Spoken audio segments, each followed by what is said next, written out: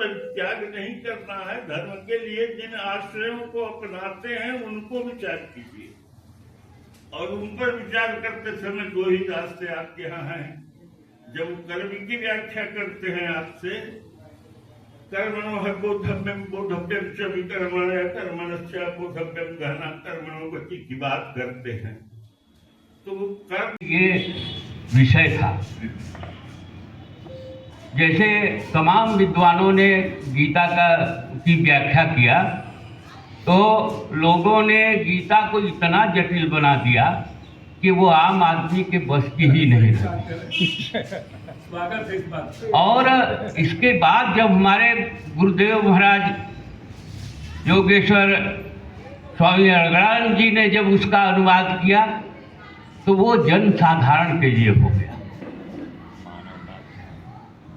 जिस श्लोक का 2 लाइन में 3 लाइन में गुरुदेव ने अनुवाद किया, उसको मैंने पढ़ रहा था बहुत बड़े विद्वान की एक, तो उन्होंने एक श्लोक का 16 पृष्ठ में व्याख्या किया। तो मैं भी पढ़ने लगा, और 16 पृष्ठ पढ़ते पढ़ते वो कौन सा श्लोक था और हम कहाँ थे, यही स्थिति गायब हो गई। लेकिन प्रश्न ये है कि हमारे जीवन में गीता का क्या उपयोग है। मित्रों, मनुष्य जन्म बड़े मुश्किल से प्राप्त होता है, जैसा कि लोगों ने बताया कि बड़े भाग्य मानुष तन पावा, बहुत मुश्किल से।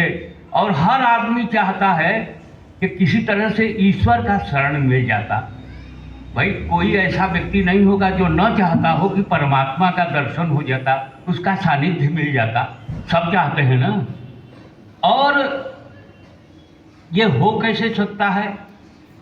तो इस क्रिया को पूज्य गुरुदेव ने गीता में स्पष्ट रूप से लिखा है। दैवी प्रवृत्तियां बढ़ती जाती हैं, आसुरी गुण प्रवृत्तियों का हनन होने लगता है। मानस में भी महात्मा तुलसी ने इसको 4 चौपाइयों में कहा है, तामस बहुत रजोगुण थोड़ा, कलि प्रभाव विरोच्य हो रहा। आपके अंदर सारे के सारे तामसी गुण हैं, सारे के सारे तामसी गुण हैं, थोड़े से रजोगुण हैं, तो आप कलि के लिए तामसी गुण कम हुए, रजोगुण का बाहुल्य हुआ। बहुरज कथ सत्य कथ तामस, द्वापर युग हरस भय मानस। आपका ये द्वापर युग है, तामसी गुण कम हो गए, थोड़ा सा रजोगुण बढ़ गए, लेकिन तामसी गुण है।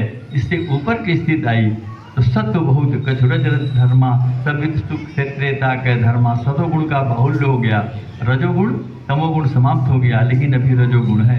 उस समय आपका युग देता है और आप क्षत्रिय हैं, लेकिन ये रजोगुण रजोगुण भी समाप्त हो गया, उस समय आप सतयुग में हैं, उस समय आप सतयुग में हैं।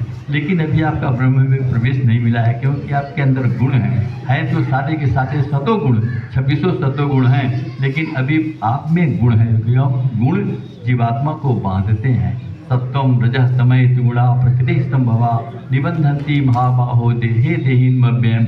हे महाबाहो अर्जुन, प्रकृति से उत्पन्न तीनों गुण इस जीवात्मा को बांधते हैं, आप बंधन में हैं। लेकिन जिस दिन आप गुणातीत अवस्था में हो जाएंगे, अर्जुन ने प्रश्न किया है कि मनुष्य गुणातीत कैसे होता है। कै लिंग त्रीन गुणान एतान अतीता भवत् प्रभु। हे प्रभु, मनुष्य गुणातीत कैसे होता है? इसने बताया है, माम चयो अव्यभिचारेण भक्ति योगेन सेवते सगुणान तित्य। मेरी कृपा से, मेरे अनन्य भक्त से मनुष्य गुणों का उल्लंघन कर जाता है, क्योंकि परमात्मा ब्रह्म निर्गुण है, वह मनुष्य भी निर्गुण है। राम निर्गुण है, कृष्ण निर्गुण है, कबीर निर्गुण है, तुलसी निर्गुण है, ये सारे के सारे महापुरुष अपने गुरुदेव निर्गुण हैं।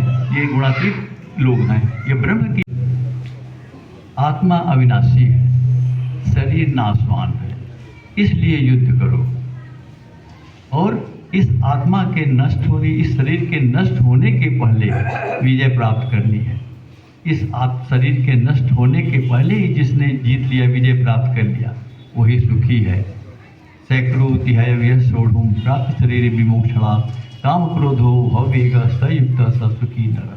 जिसने काम को, क्रोध को इस शरीर के नष्ट होने के पहले मार दिया, वही सुखी है।